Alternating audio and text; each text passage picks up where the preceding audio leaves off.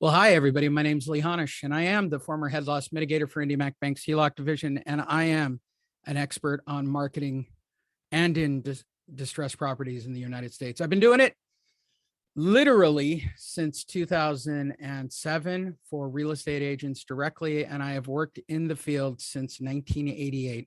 I was 4 years old when I started evicting families, and that's the story I'm sticking with. And that's the story I tell the person I go out with. All right. That's a funny joke. So we're going to start with Q&A before I get to talking about the 20 really messed up things going on in the market that I think all of you that are coaching students and all of you that are followers of the emails or the podcast or the videos or however you watch this, I believe that these are the 20 things that you should keep an eye on. Because all of them, if not some of them, if not one or two of them, will have a huge impact on the market. But I'm going to start with some questions. The first question was actually an email. So we provide leads for those that don't know it, right? We provide leads to our client. They use our marketing system that generates a face-to-face appointment, right? So we send the leads over to the agent. They use these marketing pieces. We've gone through it a million times. And then they go out and they put these marketing pieces on the house. It goes to a call center. I review them, and then I send them out directly to the agents. We do 3 coaching calls, one on marketing, this call on Wednesday, which is our open Q&A, plus kind of the one I record the videos and the podcast for, which is why everybody complains and says this is a sales call, but you're wrong. This is actually the most up-to-date market data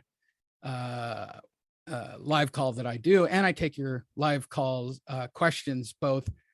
Today is the first time I'm actually recording questions in probably 3 or 4 months on the topic. So I kind of make that exclusive when you show up. And then on Thursdays, it's all Derek all the time. And we do coaching on scripts. And that's it. All right. So I want to cover Shirley. Shirley had a question that she emailed in, and then I wanted to bring it up. Her question was, I saw some properties that had auction dates on it, right? All right, so I'm going to cover this for all of my students. I'm going to cover this for anybody listening. A property is pre-foreclosure at 31 days at 5 p.m. until the bank owns it, or it's cured and it's over, right? So that's reality, right? So from a banking standpoint, at 31 days at 5 p.m., you're in default. From that point forward, you can put a marketing piece, our marketing piece, the Home Advocates marketing piece. The reason you guys are on the front page, if you're wondering, go ahead and Google Home Advocates. We're on line 1 of Google, and you'll see a list of all of the Home Advocates on the front page. And if you're a coaching student, you don't see your name there, please notify Derek, who will then walk into my office and harass me until I adjust it. That's the thing. So, and it's somewhat of an automated system. So, and I have to do it by hand. You guys don't care the semantics. So the question was, should I tag it if it's actually got an auction date? So 31 days at 5 p.m. Should you tag it? Yes. If it's got a sale date today or tomorrow, and it's not owned by the bank yet, should you tag it? Yes. If it has a sale date for 2 months ago, and it's still showing a sale date and the bank doesn't own it, it's easy to verify that, by the way. Yes, tag it. And I don't care if it's a less pendants, notice of default, auction, sale date. I don't care what the terminology for your state is. There is either cured, right? Which means the homeowner has control of the property again, or the bank owns it. Between that spot of 31 days at 5 p.m. all the way to the bank owning it is the pre-foreclosure state. That is the niche that we work. We're going to talk about that in more detail today and how many of those properties there actually are and how many are coming online and how many are actually online right now. And the fact that I'm tracking all the data. So that answered Shirley's question from earlier. Connie Gata asked a question. Are the banks behind sending NODs to the homeowner? Good question. Okay. So I've never really done a breakdown of what it's like to be a head loss mitigator or a tier 3 asset manager or a retained asset manager. I've had so many different messed up titles. I'm actually the guy who came up with the word head loss mitigator. So when people say mitigator, there's no such word. I invented it in 2007. I love the fact that it sticks. And I love the fact that people teach using that word. That Derek knows this, and people who've been around me for the last decade. When I die, if it does not say former head loss mitigator on my headstone, I am going to be pissed on some level. Just Marvin, take a note. Marvin, one of my coaching students who keeps track of all this stuff for me. Make a note of that one, Marvin. I'm sure I'll go before all of you from just sheer heartbreak. So Connie wanted to know the secret sauce of how a bank works. All right, so here's how it works. We work by a thing called buckets, and it's what bucket you work in, right? So 31 days at 5 p.m., you're late, right? All that does is generate the call center to call you. Now we've outsourced it. Back when I did it, we didn't outsource. We outsourced the front layer. The first 91 days are outsourced to another country. Okay, Philippines, whatever, right? And most of you see this. Then there's what's called a rolling 90, right? And that's technically 6 buckets. The rolling 90 you've seen on credit. I'm sure most of you have seen on credit. It's a rolling 90. And, at this point, it's like a weed whacker that's just taking down FICO points based on the way it's set up. I mean, not right now, since we're not reporting the FICO system. At 6 months, this is the really interesting part. It's then sent out of the collections department. There's an advanced collection group, right? There's literally an advanced collection group. And in that advanced collection group, they'll actually try a few live calls to try to cure before that 6-month rollover. That's usually outsourced to, believe it or not, BFE, literally Indiana. I mean, it is such a BFE Indiana location that it's ridiculous. You have to take at least when I was at IndyMac, and Countrywide was also there at the time, like you had to take like a prop plane to get into these advanced call centers because they felt that they should have American people calling, like whatever. But it was like Indiana. It was like farm country in the middle of a farm. Okay. If you fail to cure them in the advanced collection group, which I've worked in, that's how I got to head loss mitigator in the HELOC division. Some people know the story. I was going through a divorce from my daughter's mother at the time, and very pathetic, and felt that the only thing that I was worthwhile at doing was smile and dial collecting. Like there was no real human interaction. You just call people up and you just basically shake them before 6 months. And if you cure certain things, you get a bonus. And that's at that point, like I never got to that job because as I was walking through the building, which was for a favor for the person who ran that department, she thought it would be a benefit to have me in her group. She knew me from home construction lending because I'm also I have a developer background, and I've been an asset manager in home development. She asked me, she's like, "Have you seen one of these?" I said, "Yeah, it's a short payoff. It's like a short sale. It's a short payoff. They don't have enough." And she goes, "Well, how would you handle it?" I said, "Oh, it's really simple. You would restructure the HUD and you would try to maximize the net return." That's how I saw short sales for the first time. That's how I got the job. It was basically a live audition for a director, God bless her, who didn't know shit. Okay, so getting back to it. So it's 6 months. The advanced collection team tries to make a swinging call at it. Banks don't go state by state. Okay, this is a common myth, right? Like somebody at the bank knows that I'm in Colorado. No, they don't. And I don't give two craps that you're in Colorado. They operate on one set of guidelines. And the general set of guidelines that all banks operate on, including outstanding crazy ass laws, is California. We proved that out in the last decade by actually quoting California only laws in other states and getting banks to agree to it. There you go. That's a fact. We've done that over the last decade. So you can always use California's crazy ass laws for evictions and home short sales or foreclosures or whatever. And banks generally apply California standards to the rest of the country. And here's what happens at 6 months. At 6 months, the file goes out. There is a group. They usually farm it out individually to each state. You have someone who handles the entire state. From there, the notice of it's a processing company. There's national firms that'll do it. I've seen it. National firms that farm it out. You got to have an attorney in individual states. It's ultimately like lawyers get involved at that point. It is no longer something you can really fix at 6 months, right? What you're waiting for is the notice of default. You're no longer advanced collection. You are now asset management. That's where I came in mitigation.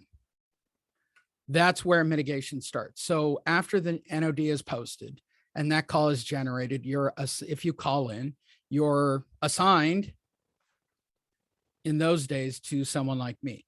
These days, you start at the lowest damn tier. And we proved this back in 2007. You will always start with the call center till you get to your real caseworker. The problem was they figured out that they didn't have to pay asset managers, which to me is hilarious because we're expensive. And they went with underwriters who basically work for a free lunch. God bless all the underwriters of the world. They do all the shit collection work, and they got turned into basically short sale negotiation people or loss negotiation people in these individual divisions. I kind of figured that out, and I hired a bunch of them when I ran the HELOC division's collection efforts, and got back a lot of money because I hired underwriters first. Like, it was, nobody could understand why I was doing it. I said, they know how to fudge the books. Get the people who know how to fudge the books. Now it's a common standard. Like, if you have a background in underwriting, you can get basically sort of like a short sale loss mitigation job. It's like a tier 2. They'll probably give you as high as a tier 3. This is real inside banking shit for those of you that wanted to know. Okay. So there is a caseworker. There is somebody who can pull the trigger. And it's someone at my level, which is tier 3 or 4 up, depending on how they rank it. There's really no such thing other than servicers, asset managers, grunt, or you're an EVP or VP. Like, banks have stupid protocol titles, which is why I came up with the term head loss mitigator. But there was no loss mitigation unit for short sales when I started. I made up a phony baloney bullshit title to scare the crap out of people, and it's stuck in the industry. It could be that I did 10,000 live events over the next 3 years, but whatever the case. And yes, that was an exaggeration. So that's how it works. Are there any questions about the process? Was that a lot to take in? Let me check now with my expert, Miles, who tries to tell me whether or not I've just injected too much and his brain's melted. And he's disappeared. Have I lost Miles? I'll check with Marvin. He's my second go-to on melting brains. Marvin, was that clear and concise? And did I explain the entire process correctly?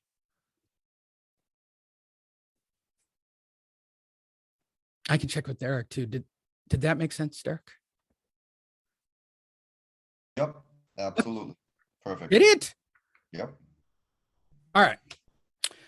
So there you go. No need for me to actually qualify for this group. You guys have, for those of you that are signed up and that are part of the coaching group, take advantage of this and be here. In a few minutes, I'll turn off the recorders and I will answer things completely off the record. There's usually a little bit more cursing at that moment, but it's very exciting. Go ahead and load up your questions at any time. The reason you are here is not because of my awesome good looks and or how many filters I use. Oh, wait. Francesca Levy. Also, horrible story. I listed a property in Sierra Mesa 12 days ago from auction. Saved. I listed a property in Sierra Mesa 12 days ago from auction. Listed it and sold it to investors, right? 8 and 6 offers, right? After weeks, calling back. Once we got the closing, lo and behold, seller, he can get an extension and refuses to close. He signed closing documents. Bottom line, he foreclosed yesterday, lost $250,000. Oh my God, never ever has this happened. I have tons and tons of short sales and yes, which is why I want to meet with you. Take care of short sales for the company. It is a shit show. We talked about this yesterday, right? It's a really good topic, right? Yesterday's topic indirectly was about mindset, right?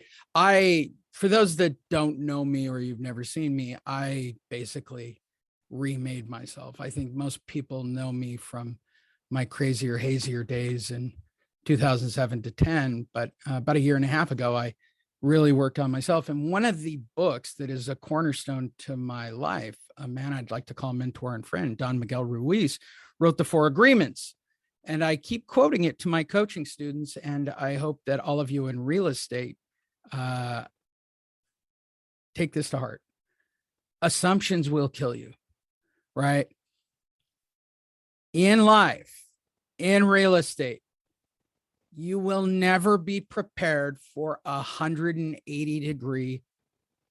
By the way, that's half of a circle. When people say I made a full 360, well, did you turn around and look at them again? A 180, the rattlesnake strike, right? You are never prepared emotionally for a rattlesnake strike, right? When you are dealing with, and it's happened to all of us in all of our lives, some way or another. I would dare to venture that everyone on this call or everybody rewatching this, that at least once a week, there's at least one 180-degree situation where you go, what the hell just happened here, right? It should happen about once a week, right? The reality is you have assumptions about how things play out, right? It happens to me. I don't make assumptions. It still happens to me. And that's when you go to number 2. So here's some more advice for you, Francesca. Number 2 of the 4 agreements, don't take it personally. Dust yourself off and start over. I mean, that's the reality of working with distressed homeowners. It's the secret to life. It applies to real estate. It applies to everything. I can't recommend enough that all of you read, journal, talk about the 4 agreements. I feel if I were a broker today, I would have a group every week on discussing the 4 agreements. Like we would do a book study on the 4 agreements. Your word is impeccable. Always doing your best. Don't take anything personally. I got them completely out of order. And I'm sure Derek is like going to tell me that I got them completely out of order. But the fact that I got them all today is actually the best part. And it happens to me.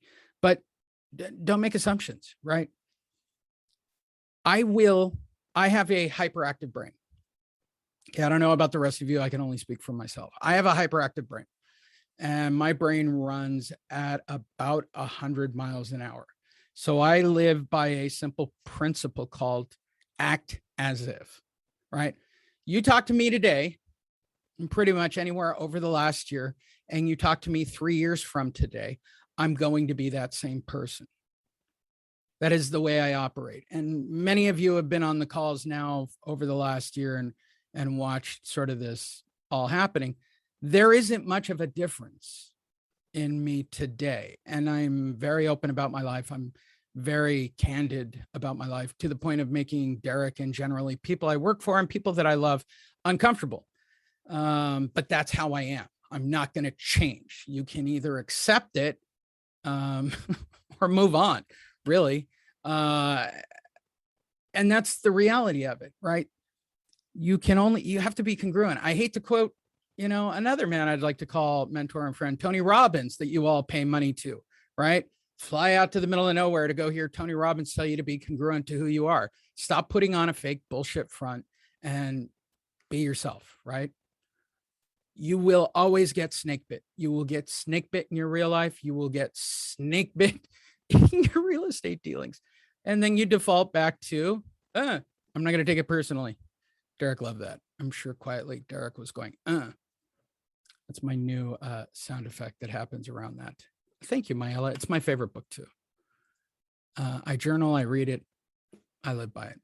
There you go. That's your mental motivation.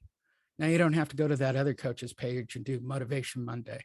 See, Marvin in 81, a small small mortgage company that I was working for as a loan officer. They would send you all the loans that I originated that were defaulted. I get the opportunity to find out what happened and bring them current. Yeah, that's what happened. That is really what happened. There are so many people making money at the bank for jobs that are so, I'm going to use a big word, superfluous. Superfluous. In my mind, it sounded better before it came out of my mouth. I like to use big words every once in a while, and I generally get them right. There are just jobs at the bank that are just made up bullshit things, right? Because most of the time occupying people is these really rat crap call centers. And that's what's going to screw up this market. All right. Are we ready for the new slidedom? I've got new slidedom for all of you. Let me switch over and give you guys. So if you're listening to the audio, I'd recommend go seeing the video, but I'm going to read these out loud. I am going to share my screen. I'm going to share screen one, and it will look just like this. All right. Okay. I don't think you care about my Groupons or whatever that was. So from the beginning, there we go. Swap. There you go. 10 things wrong with the market. Everybody see it? I have to look over here now for chat, which is hilarious. Can everybody see this? Everybody good? Derek, you can chime in. Yep, I can see it. All right, cool. Perfect. All right, let's do the top 10 things all of you should be tracking. And I've added another 10 behind this that you should also be tracking and keeping an eye on. Some of these are exactly the same. Number 10 is the eviction moratorium is over. We talked about it a million times.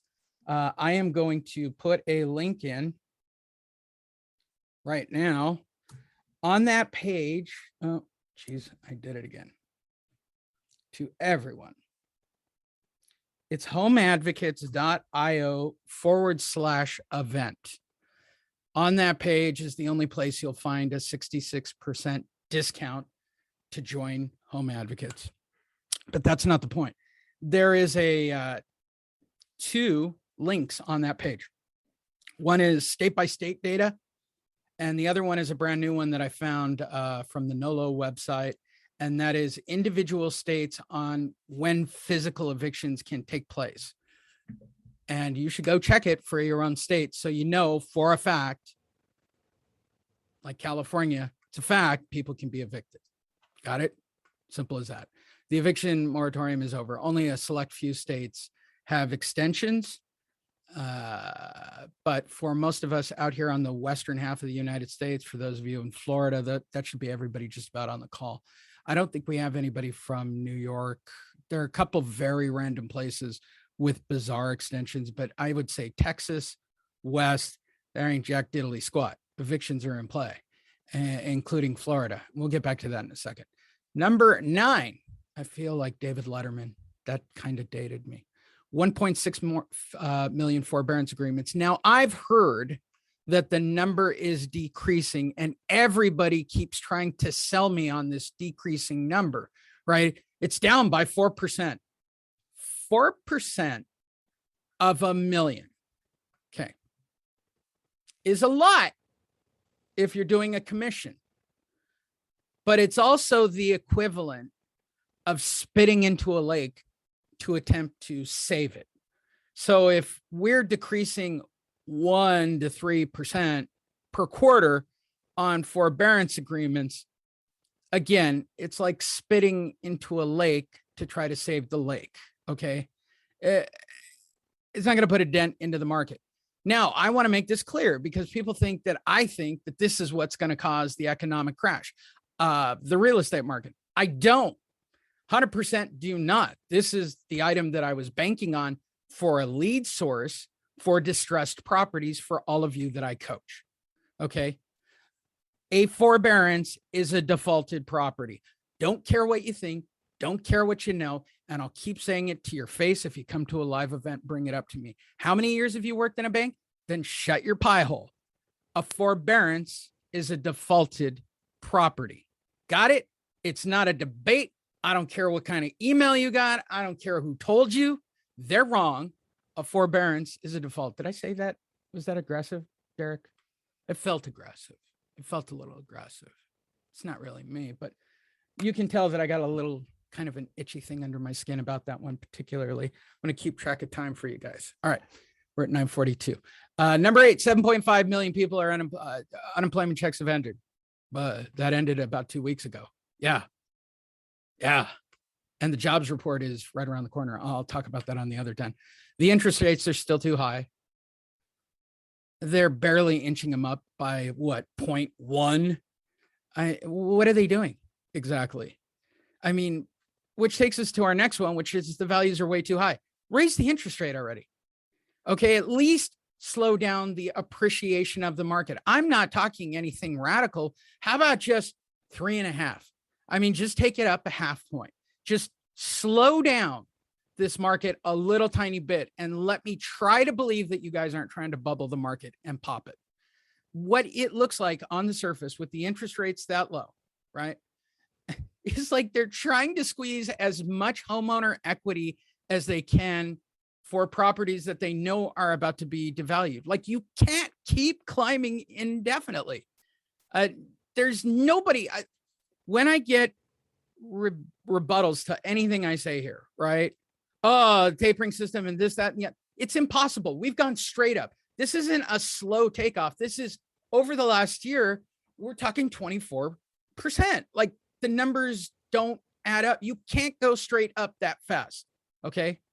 Just go ride a roller coaster. First hill is the biggest hill. That's it. And then the rest of the way is the jiggly stuff all the way on the way out. There you go. Does that make sense? I'll check in with Derek, my end all be all know it.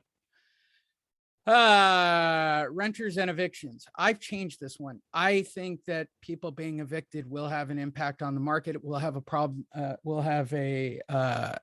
will cause mindset issues with the market. It will be what affects the news. And if you get people fearful of evictions, right, and people being evicted, it will change the psyche of sellers. If people stop selling or don't want to list or don't want to buy, it's based on media perception. The only thing I care about in regards to renters, okay, is the fact that it's an opportunity for 2 to 4 unit owner occupied 2 to 4 unit commercial. We're going to see an abundance of that come onto the market. And it's certainly a target point for all of you in the coaching group. But secondly, those people coming onto the market, those people that are being evicted, right?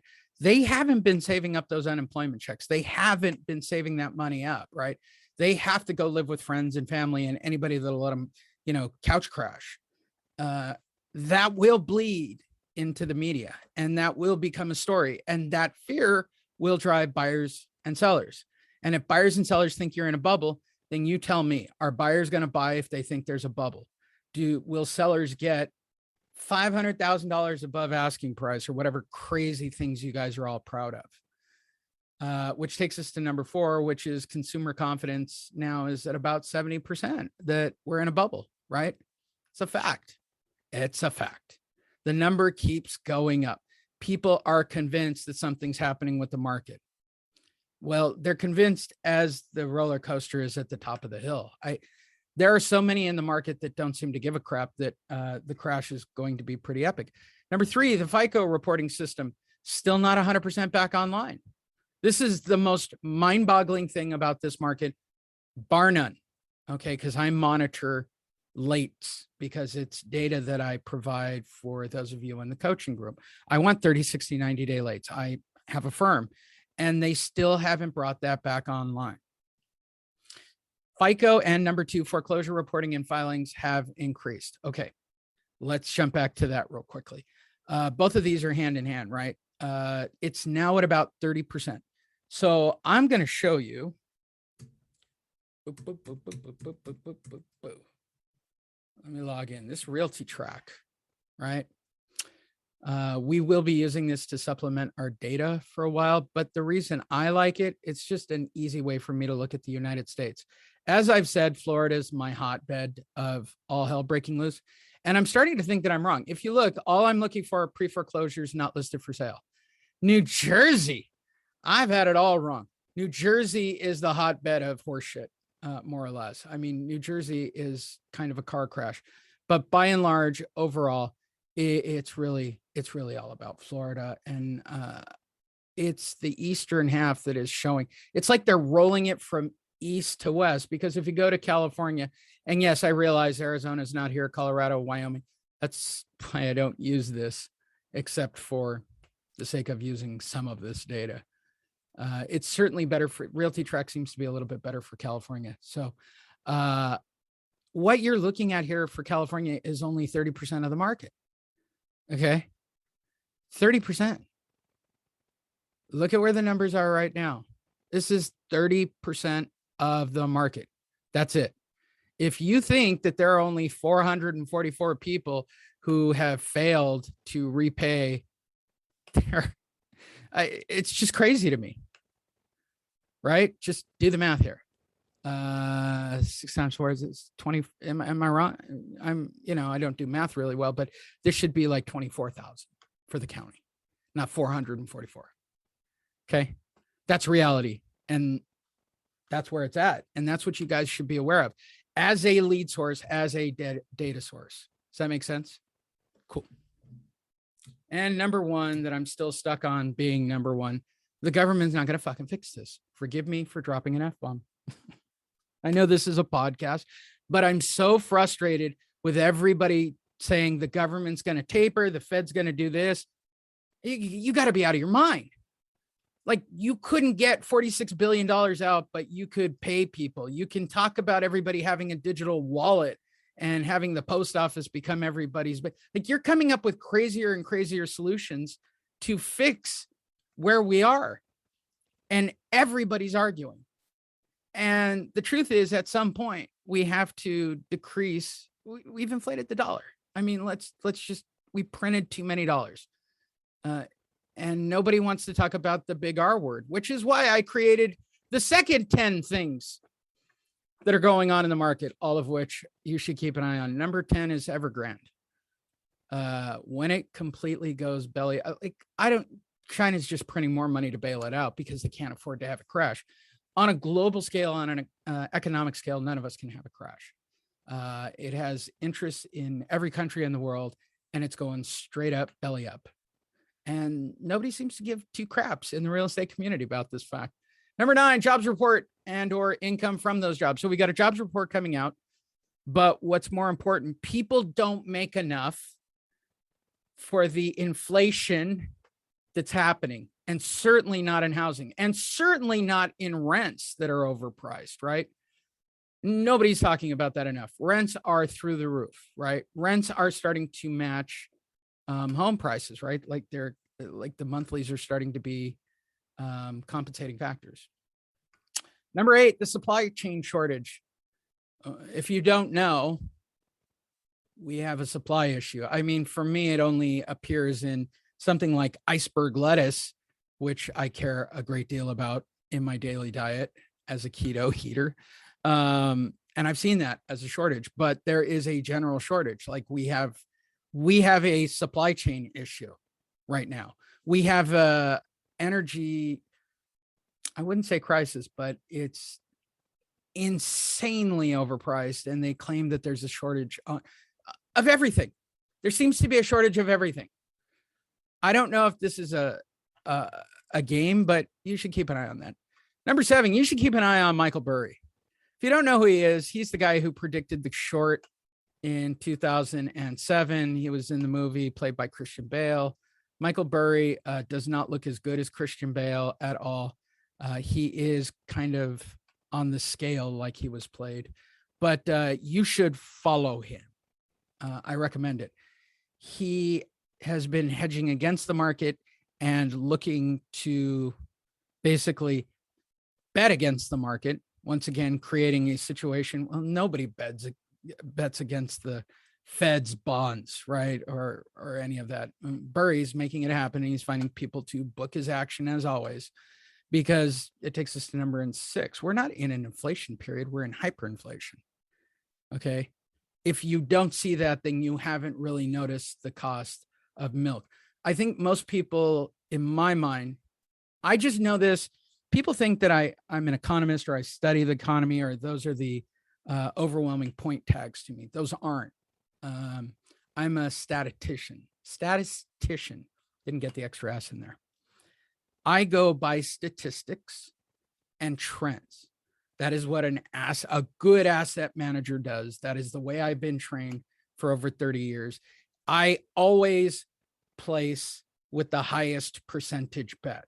The only reason I created Home Advocates again from scratch, okay, because I knew that the percentage of distressed homeowners was going to be greater than any other lead source. My marketing technically works for all different types of data sources, but I picked the largest data source.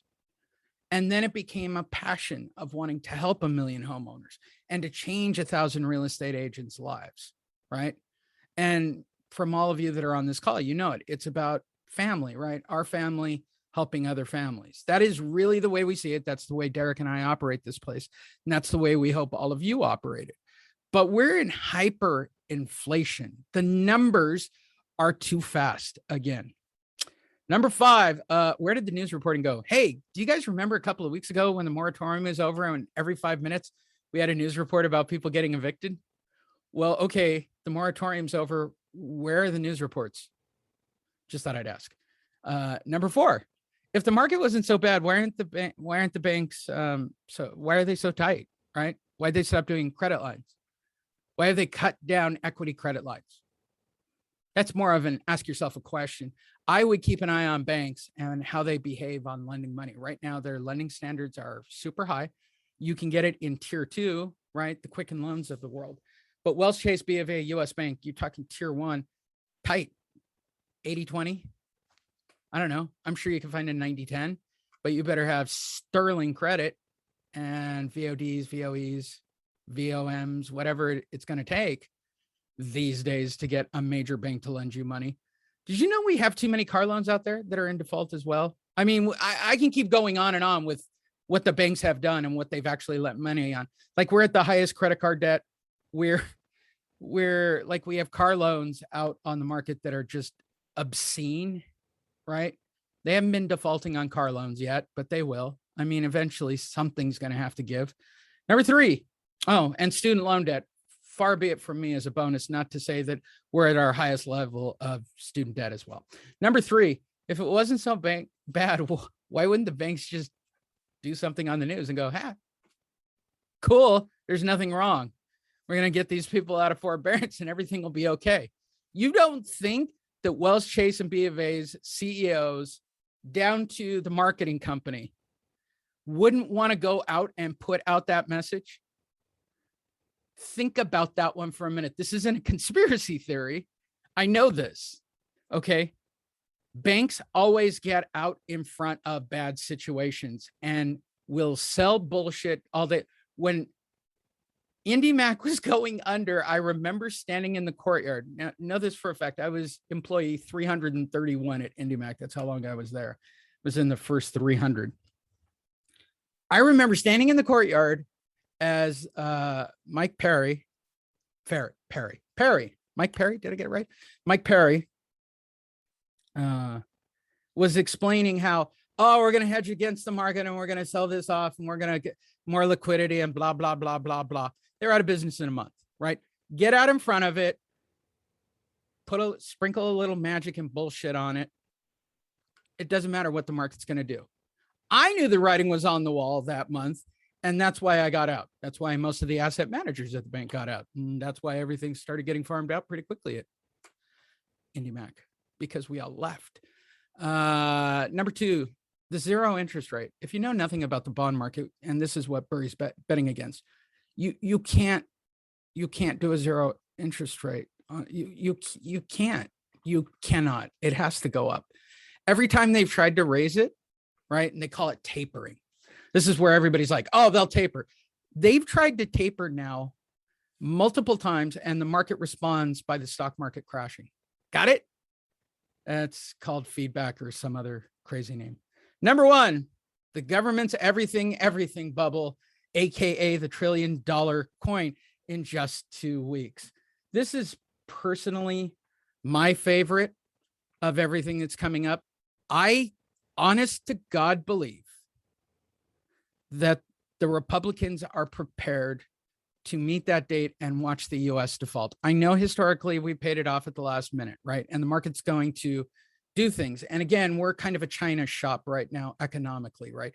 Anything could tip us one way or the other and could put a media frenzy one way or the other. The reason I'm telling you this is I think, okay, not know. This last 10 is think, not know. I think that the Republicans want to do as much damage to Democratic people in power. And the only way to do that is a recession, to crash this bad boy down. If they default in 2 weeks, and it's a week and a half away now, it's the 16th, 10 days? 10 days. If they default, you will be very glad you joined our coaching system. I don't believe real estate agents will have enough to join our coach. 18. Thank you, Doug. So we have just a couple of days, 12 days. I'm going to say this, and I mean this sincerely. Take advantage of the system being 66% off right now. Go to homeadvocates.io/event. Hopefully the link is still up. But on the 18th, I don't believe real estate agents, investors will even have the money to invest in our coaching program. That's the truth. I'm extraordinarily concerned about minting $1 trillion coin. I'm to try to pay the bill. Like everything they're thinking about doing is literally the nuttiest, craziest. They want to go to a digital wallet. They want to go to a 1-unit bank. They want to create their own cryptocurrency, which would submarine the actual dollar. Like I've heard every option that the Democrats have possibly tried to come up with and pass, because the Republicans seem to be very determined to pin this directly on the Democrats so that they can get reelected to power. That is my belief. I don't like the right. I don't like the left. I think they play each other, and I think it's all part of media, and it's all psychology, and it's all marketing, and it's all bullshit. And I hope that you're all more critical thinkers on the topic. There you go. That's everything. We have made changes. I know that I got to the top of the hour, but we did Q&A for a while. Go to homeadvocates.io. I'm going to stay on with you guys and do questions in just a second. I'm going to turn the video off right here. Homeadvocates.io/event. Go down into the links. Call 833-WOW-HOPE, 833-969-4673. Send Derek an email, derek@homeadvocates.io, and find out more about how you can get involved with us. You can certainly go to our website and check out the Academy page. And we really appreciate everybody who listens or watches this video.